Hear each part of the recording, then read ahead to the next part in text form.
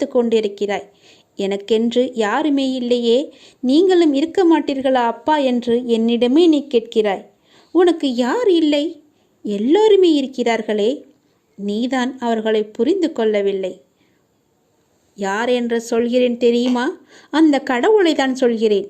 உனக்காக அம்மாவாக அந்த அம்மன் இருக்கிறார், அப்பாவாக அப்பன் ஈசன் இருக்கிறார், குருவாக நானும் இருக்கிறேன். உனக்காக எல்லோருமே இருக்கும்போது, உனக்காக அந்த கடவுள்களே இருக்கும்போது நீ ஏன் எனக்கு யாருமே இல்லை என்று சொல்கிறாய்? உன் கவலையை போக்க அந்த படைத்த இறைவன் எங்களுக்கு தெரியாதா? உன் பிரச்சனை என்ன என்பது எங்களுக்கு தெரியாதா? உன் பிரச்சனையை கேட்பதற்கு எவரும் இல்லை என்று நீ கவலைப்படாதே. உங்களுக்காக உனக்காக நாங்கள் எல்லோருமே இருக்கிறோம். எந்த பிரச்சனையாக இருந்தாலும் சரி, எங்களிடம் சொல், உடனே நாங்கள் தீர்வு கொடுக்கிறோம்.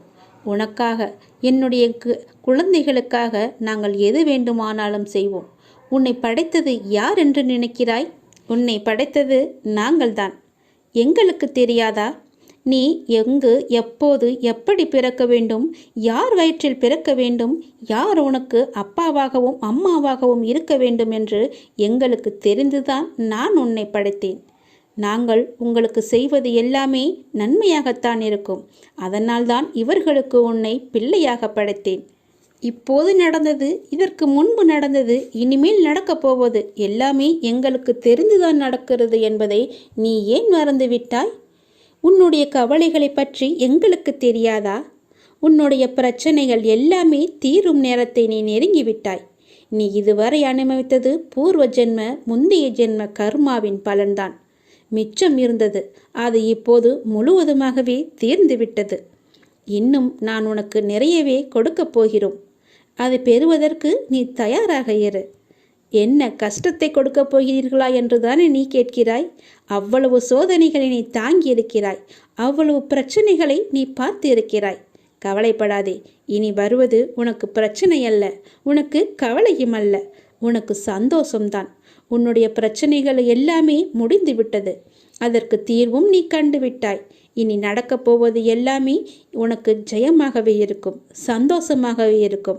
நீ கேட்டது அனைத்துமே உங்களுக்கு கிடைக்கும். நீ எதிர்பார்த்த மாதிரியே உன்னுடைய வாழ்க்கை நிச்சயமாகவே அமையும். என் வார்த்தையை நம்பு. உன்னை நான் படைத்தேன்.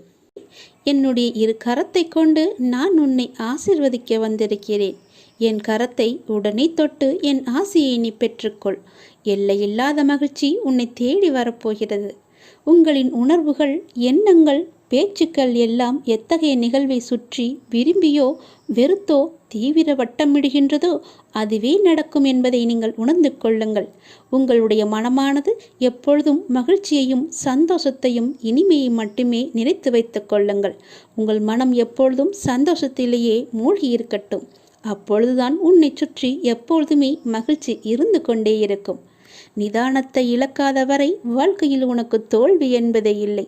இவ்வுலகில் உள்ள ஒவ்வொரு மனிதனுக்கும் தனித்தோர் ஆற்றல் இருக்கிறது. உனக்கும் அப்படித்தான். உனக்கென்று ஓர் ஆற்றல் இருக்கிறது. அதை வாழ்க்கையின் சரியான முன்னேற்ற பாதையில் பயன்படுத்தி நீ பயணித்தால் அது நல்ல விளைவை தருகின்ற நிலைக்கு உன்னை கொண்டு போய் சேர்க்கும். இது உண்மை. உன்னிடம் உள்ள ஆற்றலை நீ குறைத்து மதிப்பிடாதே. உன்னை நீயே தாழ்த்தி கொள்ளாதே. என்னால் இது முடியுமா என்ற சந்தேக கண் கொண்டு பார்க்காதே. எடுத்த எடுப்பிலேயே எதை கண்டும் அச்சம் கொள்ளாதே. உனக்கு வேண்டியதை பற்றி மட்டுமே தீவிர உணர்வோடு சிந்தித்துப்பார். பேசியும் விரும்பியும் இரு. நீ நினைத்தது விரைந்து நிறைவேற வேண்டுமானால் தோல்விக்கு அஞ்சி முடங்கி கிடப்பதோ மடங்கி கிடப்பதோ நல்ல வாழ்க்கையை தராது என்பதை நீ உணர்ந்து கொள். போட்டியில் தோற்றாலும் ஓட்ட பந்தயத்தில் ஓடுபவன்தான் வெளியில் நின்று விமர்சிப்பவனை விட மேலானவன். ஒரு வேலை செய்ய முடியாதவர்கள் அவர்களால் முடியாததை உங்களாலும் செய்ய முடியாது என்று சொல்லுவார்கள். அவர்களால் முடியாதது உங்களாலும் செய்ய முடியாது என்று எண்ணுவார்கள். அவற்றையெல்லாம் நீ காதில் வாங்காதே. நீ எப்பொழுதும் போல உன்னுடைய பயணம் எதுவோ, உன்னுடைய இலக்கு எதுவோ, உன்னுடைய ஆசை எதுவோ, இதில் போனால் உனக்கு மகிழ்ச்சி என்று கிடைக்கும் என்று தெரிந்தால் அதை நோக்கி நீ பயணப்பட்டு கொண்டே இரு. உன்னுடைய இலக்கை நோக்கி செல்வதில் விவேகத்துடனும் உத்வேகத்துடனும் தன்னம்பிக்கையுடனும் செல்.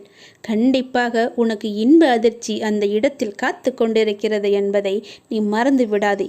நீ என்னுடைய முழு ஆசையையும் பெற்றுவிட்டாய். இனி உன்னுடைய வருங்காலம் மிக சிறப்பாகவே இருக்கப் போகிறது. இதை கேள், உனக்கே புரியும், நன்றாக புரியும். இதே போலவே செய்து வா. உனக்கான வாழ்க்கை நிச்சயமாகவே நல்வாழ்க்கையாக அமையும். இந்த பதிவை நீ கேட்டுக்கொண்டிருக்கும் போதே உன்னுடைய வீட்டில் பல்லியின் சத்தம் கேட்டால் நான் உன்னை ஆசிர்வதித்து விட்டேன் என்று அர்த்தம். இப்பொழுதே நீ நன்றாக கவனித்துப்பார். என் ஆசி உனக்கு கிடைத்துவிட்டால் உன் உடல் முழுவதுமே மெய் சிலிர்த்துவிடும். என் அப்பா சொன்னது போலவே நடந்துவிட்டது என்ற உன் மனம் சரியாகவே எண்ணும். அப்பொழுதுதான் என்னுடைய ஆசி உனக்கு கிடைத்தது என்று நீ நம்புவாய். நீ நிச்சயமாகவே முன்னேறுவாய். எதை பற்றியும் நீ கவலைப்படாதே. எல்லையில்லா மகிழ்ச்சி உன்னை தேடி வந்து கொண்டிருக்கிறது. நீ சந்தோஷமாகவே வாழப்போகிறாய். எதை பற்றியுமே கவலை என்ற எண்ணம் கூட உன் மனதில் இனி தோன்றக்கூடாது. மகிழ்ச்சி, சந்தோஷம், நிம்மதி, இனிமை என்ற எண்ணம் மட்டுமே, நேர்மறை எண்ணம் மட்டுமே உன் மனதில் இருக்க வேண்டும். அதை மட்டுமே உன் மனதிற்குள்ளே வைத்துக்கொள். எதிர்மறை என்ற ஒரு சிறிய துகள் கூட உன் மனதில் இருக்கக்கூடாது. நேர்மறை மட்டுமே உன் மனதில் நிலைத்து இருக்கும். வெற்றி மட்டுமே உனக்கு கிடைத்து கொண்டே இருக்கும். மகிழ்ச்சி நிலைத்து உனக்கு இருக்கும். யார் உனக்கு துன்பத்தை கொடுத்தார்கள் என்று உனக்கு ஞாபகம் இருக்கிறதா? உன்னுடைய இன்றைய பிரச்சனைக்கு யார் காரணம் என்று ஞாபகம் இருக்கிறதா? எதையும் நீ மறந்திருக்க மாட்டாய். யார் உனக்கு துன்பத்தை கொடுத்தாரோ அவர் இன்றைக்கு நிச்சயம் நன்றாக இருப்பதை போன்ற தோற்றம் உனக்கு தெரிந்து கொண்டிருக்கும். அப்படிதானே? உனக்கு துரோகம் இழைத்தவர்கள் இப்போது நன்றாக செழுமையாக எந்த கவலையும் இல்லாமல் இருப்பது போலதான் உனக்கு தெரிகிறது. கெட்டதை செய்பவர்கள் நன்றாக இருக்கின்றார்கள். நல்லதை மட்டுமே செய்து கொண்டிருக்கின்ற நான் கஷ்டப்படுகின்றேனே என எரிச்சலோ நீ கவலையோ மட்டும் படாதே. அவர்கள் காலையில் பூத்து மாலையில் வாடும் பூவை போன்றவர்கள் என்பதை மனதில் வைத்துக்கொள். ஒரு பூ காலையில் பூத்தால் மாலையில் எப்படி இருக்கும்? வாடி போய்விடும் அல்லவா? அப்படிதான் அவர்களும். இப்போது பூத்து குலுங்கும் நேரம். விரைவிலேயே அவர் வாடும் நேரத்தையும் எட்டி விடுவார்கள். இன்னும் கொஞ்சம் காலம்தான். நீ பொறுமையாக இரு. அவர்கள் வாடப்போவதை நீ கண்கூடாக பார்க்கப் போகிறாய். இப்போது உள்ள மேன்மையிலிருந்து விரைந்து கீழே தள்ளப்படுவார்கள். நீ எப்படிப்பட்டவன் என்பது தெரியுமா? நீயோ விருட்சத்தை போன்றவர்.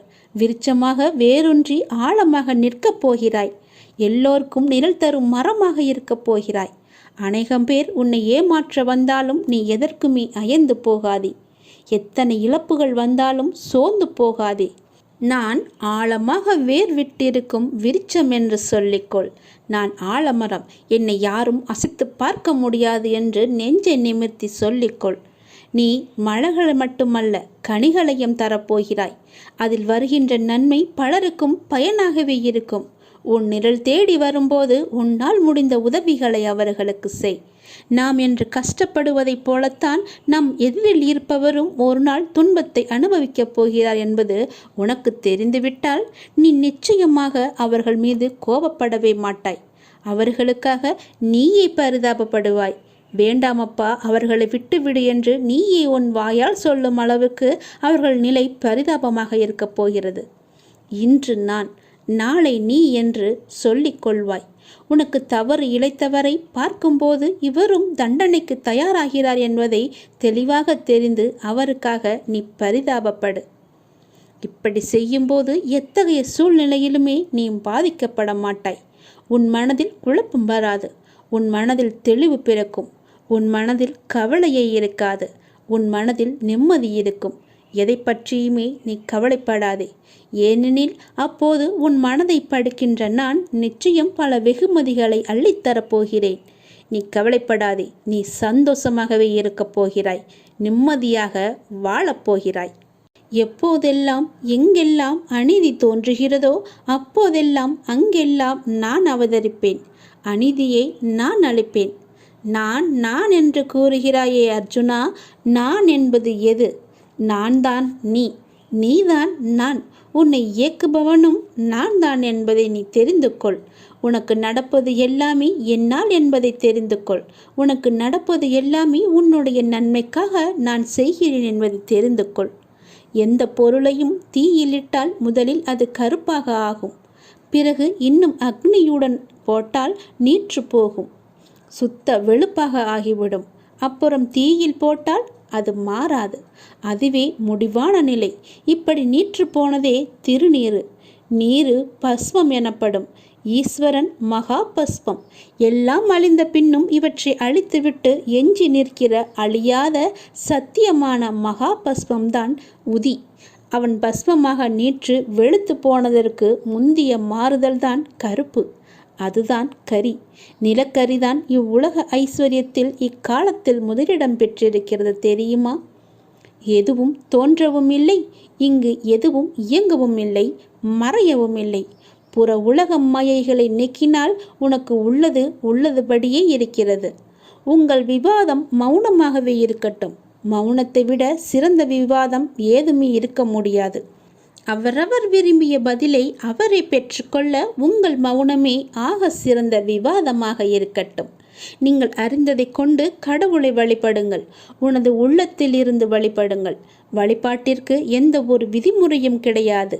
உன் தாயை எவ்வாறு உனது தேவைக்கு நீ அழைப்பாயோ அதே அன்பும் அக்கறையுடனும் இயல்புடனுமே எனக்கு போதுமானது என்பதை தெரிந்து கொள்ளுங்கள்.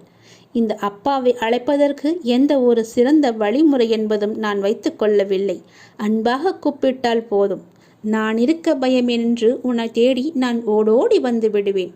உன் மனதின் குழப்பத்தையும் உன் வாழ்வின் சரியான பாதைக்குமே நான் இவற்றையெல்லாம் தந்து கொண்டிருக்கிறேன். உன்னை முழு திருப்திப்படுத்தவே நான் இதையெல்லாம் சொல்லி கொண்டிருக்கிறேன். உன் மனம் சஞ்சலத்தில் இருக்கும்போது என்னுடைய உதியை எடுத்து பூசிக்கொண்டு இருந்து பார். உன் மனம் தெளிவாகும். உனக்கு மாமருந்தே இதுதான். உன் மனம் உடனடியாகவே தெளிவடைந்துவிடும். உன் பார்வையே உனக்கான வெற்றி என்று தெரிந்து கொள். தன்னுடைய நிலை உணர்ந்து இன்ப துன்பங்களை சமநிலையில் எதிர்கொண்டு எதிர்பார்ப்பில்லாமல் வாழ்ந்து பாருங்கள். உங்கள் வாழ்வில் எதிர்பார்ப்பு இருந்தால் உங்கள் வாழ்க்கையே நிம்மதி இல்லாமல் போகிவிடும். இன்று இப்போது இந்த நொடிதான் நமக்கு உள்ளது என்று சந்தோஷமாக வாழுங்கள். எதிர்பார்ப்பு இன்றி வாழ்ந்து பாருங்கள். நிம்மதி நிலைத்து இருக்கும். இன்று உனக்கு நடப்பது எல்லாமே எது நடந்தாலும் அது கடவுளின் அனுமதியோடு மட்டும்தான் நடக்கிறது என்று பொருள் உணர்ந்து கொள். இதை நீங்கள் கண்டனம் செய்தால் கடவுளின் விருப்பத்தை, கடவுளின் பேரறிவை, கடவுளின் தீர்ப்பை நீங்கள் விமர்சிக்கின்றீர்கள் என்றுதானே அர்த்தம்? அவ்வாறு செய்யலாமா? அதை நீங்கள் செய்யாதீர்கள். அவர் அனுமதித்ததை நீங்கள் பெற்றுக்கொள்ளுங்கள். எதுவாக இருந்தாலுமே இது கடவுளின் செயல் என்று நினைத்து சந்தோஷமாக இருங்கள். உங்களுக்கு அமைதி கிட்டும். நம் விருப்பமா உலகை இயக்குகிறது? இல்லையே. கடவுள் பொருள்களை முழுமையாக பார்க்கிறார். மனிதன் பொருள்களை ஒரு பகுதியாக பார்க்கிறான். மனிதன் கடந்த காலம் மற்றும் எதிர்காலத்தில் இருந்து பிரிந்து நிகழ்ச்சிகளை நிகழ்காலத்தில் மட்டுமே பார்த்து கொண்டிருக்கிறான்.